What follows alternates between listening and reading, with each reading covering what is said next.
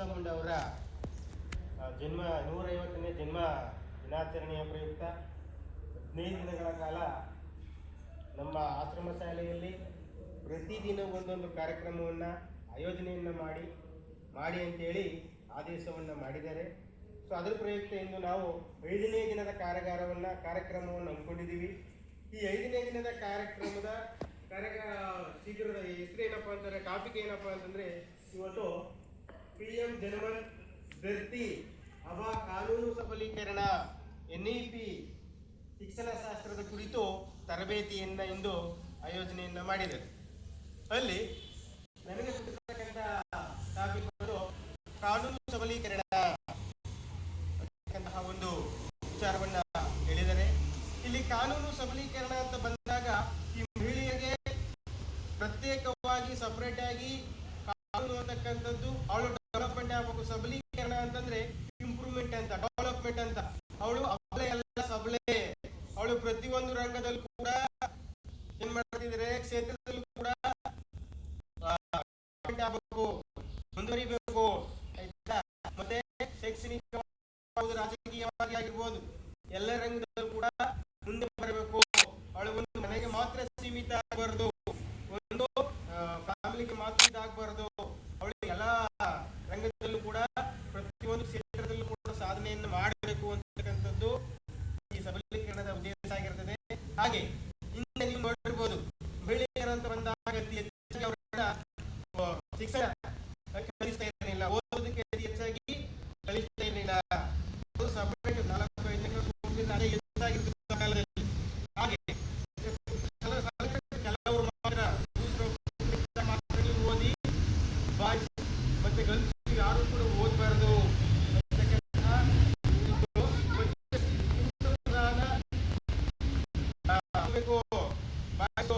ಹುಡುಗಿ ಯಾರು ಕೂಡ ಹೆಣ್ಮಕ್ಳು ಯಾರು ಕೂಡ ಓದಬಾರ್ದು ಅಂತ ಅವರು ಶಿಕ್ಷಣ ವ್ಯವಸ್ಥೆಯಲ್ಲಿ. ಹಾಗೆ ಬಾಲ್ಯ ವಿವಾಹ ಅಂತ ಬಂದಾಗ 18 ವರ್ಷ ತುಂಬಕ್ಕೂ ಮುಂಚೆ ಎಲ್ಲಾ ಮಕ್ಕಳಿಗೂ ಕೂಡ ಏನ್ ಮಾಡ್ತಿದ್ರು ಅಂತಂದ್ರೆ, 18 ವರ್ಷ ತುಂಬಕ್ಕೂ ಮುನ್ನ 8-10 ವರ್ಷಕ್ಕೆ ಬೇಗ ಮದುವೆ ಮಾಡಿ ತಮ್ಮ ಜವಾಬ್ದಾರಿಯನ್ನು ಮುಗಿಸಿಕೊಂಡು ಬೇರೆ ಮನೆಗೆ ಕಳಿಸ್ಕೊಡ್ತಾ ಇದ್ದಾರೆ. ನೀವು ನೋಡಿರ್ಬೋದು, ನಿಮ್ಗೆ ಗೊತ್ತಿಲ್ಲ. ಹೀಗಾಗಿ ಆ ರೀತಿ ಮಾಡಬಾರ್ದು, ಅದು ಒಂದು ತಪ್ಪು, ಕಾನೂನು ಅದು ಬಾಹಿರ ಅಂತೇಳಿ ಯಾವುದೇ ಮದುವೆ ಆಗಬೇಕು ಅಂತಂದ್ರೆ ಪ್ರಮುಖವಾಗಿ ಹೆಣ್ಣು ಮಗುವಿಗೆ 18 ವರ್ಷ ಕಡ್ಡಾಯವಾಗಿ ತುಂಬಿಬೇಕು, ಗಂಡು ಮಗುವಿಗೆ 20 ವರ್ಷ ಕಡ್ಡಾಯವಾಗಿ ಆಗಬೇಕು ಅಂತೇಳಿ ಒಂದು ಕಾನೂನು ಅಂತಕ್ಕಂಥದ್ದು ಕೊಟ್ಟಿದ್ದಾರೆ. ಇದರ ಈ ಕಾನೂನಿನ ಪ್ರಕಾರ ಅದೇನಾದ್ರು ಹಂಗಾಯ್ತು ಸಂದರ್ಭದಲ್ಲಿ, 18 ವರ್ಷ ಮುಂಚೆ ಮದುವಾಯಿತ ಸಂದರ್ಭದಲ್ಲಿ ಅದು ಆ ಹೆಣ್ಮಗು ತಪ್ಪಲ್ಲಿ ಬಂದಾಗ ಹೆಣ್ಮಗು ಬರಲ್ಲ, 18 ವರ್ಷ ಯಾರ್ದಾಗಿರುತ್ತೆ ಗಂಡು ಮಗು ಬರ್ತಕ್ಕಂಥ ನಿಮ್ಮನ್ನ ವಾದಿ ಹೇಳ್ಕೊಂಡು ಜೈಲಿಗೆ ಹಾಕ್ತಕ್ಕಂಥ ಪ್ರಸಂಗಗಳು ಕೂಡ ಬರ್ತವೆ. ಹೀಗಾಗಿ ನೀವು ಜಾಗೃತರಾಗಬೇಕು. ಯಾವುದೇ ಕಾರಣಕ್ಕೂ ಬಾಲ್ಯ ವಿವಾಹವನ್ನ ಆಗಬಾರದು. ಬಾಲ್ಯ ವಿವಾಹ ಮುಕ್ತ ಜಿಲ್ಲೆಯನ್ನಾಗಿ ಮಾಡಬೇಕು ಅಂತ ಹೇಳಿ ನಮ್ಮ ಚಾಮರಾಜನಗರ ಜಿಲ್ಲೆಯ ಶಿಶು ಕಲ್ಯಾಣ ಅಭಿವೃದ್ಧಿ ಯೋಜನೆ ಇಲಾಖೆ ಹಾಗೂ ಗ್ರಾಮ ಪಂಚಾಯಿತಿ ಇಲಾಖೆ, ಪೊಲೀಸ್ ಇಲಾಖೆ ಹಾಗೂ ಆರೋಗ್ಯ ಇಲಾಖೆ, ಎಲ್ಲಾ ಇಲಾಖೆಗಳು ಕೂಡ ಒಟ್ಟಾರೆಯಾಗಿ ಸೇರಿ ಒಂದು ಕಾರ್ಯಕ್ರಮವನ್ನು ಆಯೋಜನೆಯನ್ನು ಮಾಡಿರ್ತಾರೆ. ಆ ಕಾರ್ಯಕ್ರಮದ ಉದ್ದೇಶ ಏನಪ್ಪಾ ಅಂತಂದ್ರೆ, ಅತಿ ಹೆಚ್ಚಾಗಿ ಮಕ್ಕಳಿಗೆ ಕಾನೂನಿನ ಬಗ್ಗೆ ಜಾಗೃತಿಯನ್ನು ಮೂಡಿಸ್ತಕ್ಕಂಥದ್ದು. ಒಂದು ಬಾಲ್ಯ ವಿವಾಹ ಆಗಿರ್ಬೋದು, ವರದಕ್ಷಿಣೆ ಬಿಡುಗ ಆಗಿರ್ಬೋದು. ಈ ಡೌರಿ ಅಂತ ಬಂದಾಗ, ವರದಕ್ಷಿಣೆ ಅಂತ ಬಂದಾಗ ಯಾರು ಕೂಡ ಯಾವುದೇ ಕಾರಣಕ್ಕೂ ಮದುವೆ ಸಂದರ್ಭದಲ್ಲಿ ಈ ವರದಕ್ಷಿಣೆ ಅಂತ ಹೇಳಿ ಕೊಡಕ್ ಹೋಗಬಾರ್ದು. ಎಲ್ಲರೂ ಕೂಡ ಈಕ್ವಲ್ ಆಗಿ ಇರಬೇಕು, ಸಮಾನರು, ಆಯ್ತಾ. ಡೌರಿಯನ್ನು ತಕ್ಕೋಬೇಕು ಅಂತಂದ್ರೆ, ಅಥವಾ ಮಹಿಳೆಗೆ ದೈಹಿಕವಾಗಿ ಡೌರಿನ ಕೊಟ್ಟು ಕೊಟ್ಟು ಅಂತಂದ್ರೆ ಆ ಮನೆಯವರು ಏನ್ ಮಾಡ್ತಾರಪ್ಪ ಅಂತಂದ್ರೆ 15 ಸಾವಿರ ದಂಡ ವಿಧಿಸ್ತಕ್ಕಂಥದ್ದು, ಮತ್ತೆ 5 ವರ್ಷ ಜೈಲನ್ನು ಕೊಡ್ತಾರೆ, ಜೈಲು ಶಿಕ್ಷೆಯನ್ನು ಅನುಭವಿಸ್ತಕ್ಕಂಥದ್ದು.